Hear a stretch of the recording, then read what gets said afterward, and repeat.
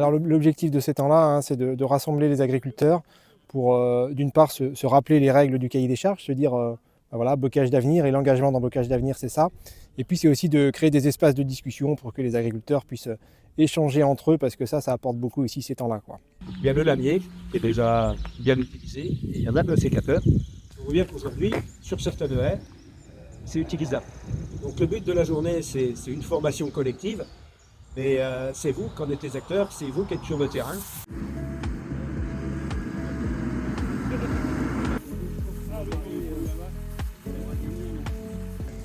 Ici, ça répond aux exigences du cahier des charges. Là, tu n'as pas encore passé le sécateur. Donc, ce qui va être intéressant, c'est peut-être que tu en fasses un petit bout, qu'on voit à quoi ça ressemble. Et puis après, on se dit, tiens, on est à quelle largeur? Et vous allez voir que si on laisse évoluer et qu'on taille les jeunes pousses de l'année, on sera encore à 1,50 m et c'est largement faisable.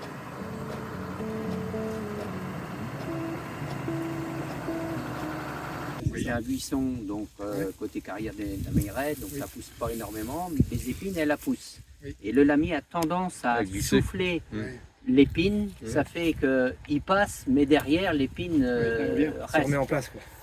Alors bon, l'objectif c'est justement d'écarter la coupe, mais il faudrait juste nettoyer l'épine qui déborde. Le sécateur se marche bien les épines. Par contre, quand ça monte haut, il faut commencer par le haut, avant le bas, quoi. C'est ça. Et Moi, je me suis fait avoir la première fois, j'ai commencé en bas. non, commencez pas. Moi, je pense que la grosse différence entre les deux outils, c'est plus, je dirais, le côté pas fragile du sécateur.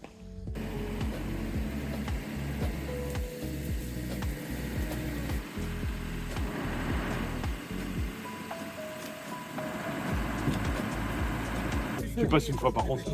C'est propre. Tu sais que tu vas passer une fois. On essaie de faire évoluer la haie qu'on voit beaucoup par ici, c'est-à-dire la haie taillée trois faces, alors qu'il y a beaucoup d'endroits où elle n'a pas forcément lieu d'être. Elle est dans des endroits où elle pourrait pousser. Donc déjà, on essaie de faire évoluer la haie basse taillée carrée et de la haie vive, qui va apporter beaucoup plus de multifonctionnalité en termes d'attrait pour le territoire. Et on peut aussi montrer que finalement, au bout du compte, au bout d'une quinzaine d'années, c'est des haies qui pourront redevenir productives et valorisées économiquement par les agriculteurs du territoire, surtout que sur le pays de Pouzauges, il y a des débouchés avec des chaudières à bois déchiqueté qui sont en place.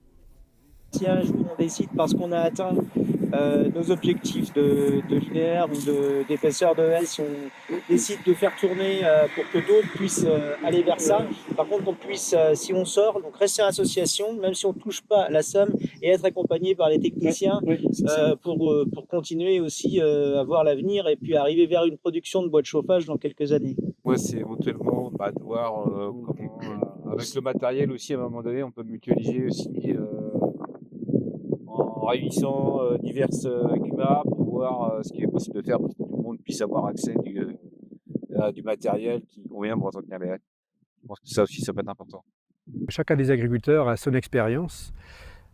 Toutes les haies ne s'entretiennent pas de la même façon, on n'en attend pas les mêmes choses et il y a plusieurs types de matériel qui peuvent être utilisés. Et le gros intérêt, c'est vraiment cet échange entre la quinzaine d'agriculteurs qui étaient présents, qui ont beaucoup échangé. Il y a la théorie, ça a été dit plusieurs fois, y compris par les techniciens, et il y a la pratique sur le terrain.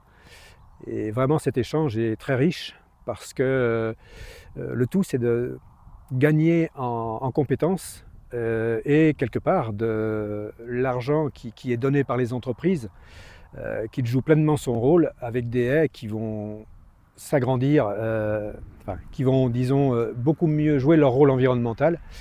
Et c'est vraiment rendre encore plus efficaces les dons des entreprises et des particuliers pour ce bocage, un véritable bocage qu'on reconforte avec cette action.